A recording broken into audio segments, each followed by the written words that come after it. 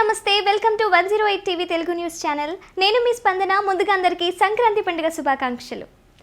మకర సంక్రాంతి అనేది తెలుగు రాష్ట్రాల్లో అతిపెద్ద పండుగ.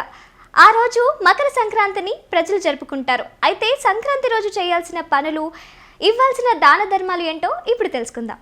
కాలానికి సనాతన ధర్మంలో చాలా ప్రాధాన్యత ఉంది. జ్యోతిష శాస్త్ర ప్రకారం కాలాన్ని సూర్యచంద్ర నక్షత్రాల ఆధారంగా లెక్కిస్తారు.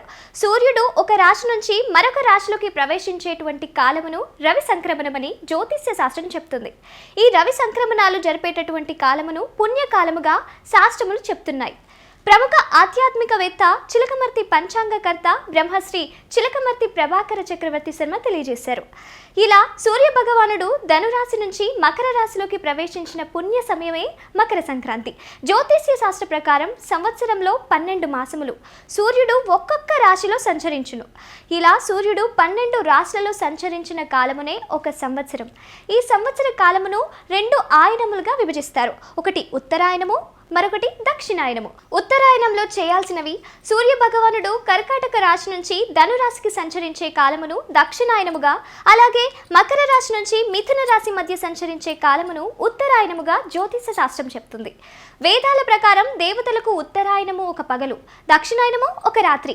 ఈ ఉత్తరాయణ సమయంలో దేవతలు మేల్కొని ఉండే కాలము.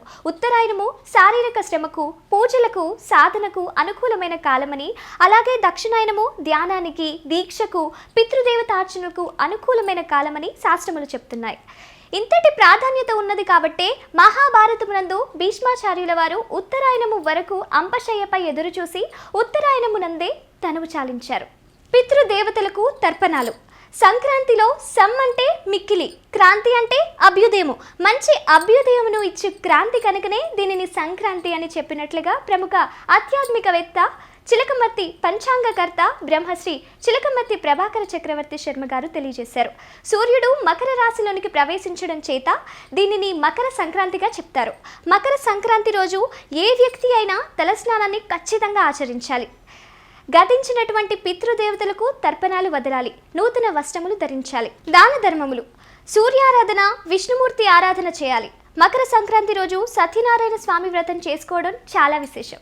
సంక్రాంతి రోజు దాన ధర్మాలు చేయడం వలన కలిగేటువంటి ఫలము కొన్ని కోట్ల రేట్లు ఉంటుంది. మకర సంక్రమణ పుణ్య సమయంలో చేసేటువంటి దాన ధర్మములు సత్ఫలితములు ఇస్తాయని శాస్త్రములు తెలిపాయి. సంక్రాంతి రోజున నవధాన్యాలు, పండ్లు, కూరగాయలు, వస్త్రములు వంటివి దానము చేసినటువంటి వారికి విశేషమైనటువంటి పుణ్యఫలము లభిస్తుందని పండితులు తెలిపారు.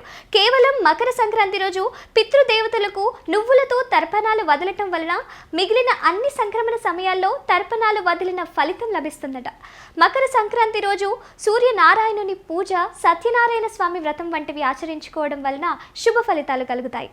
అందరికీ మరోసారి మకర సంక్రాంతి శుభాకాంక్షలు. చూస్తూనే ఉండండి 108 టీవీ తెలుగు న్యూస్ ఛానల్.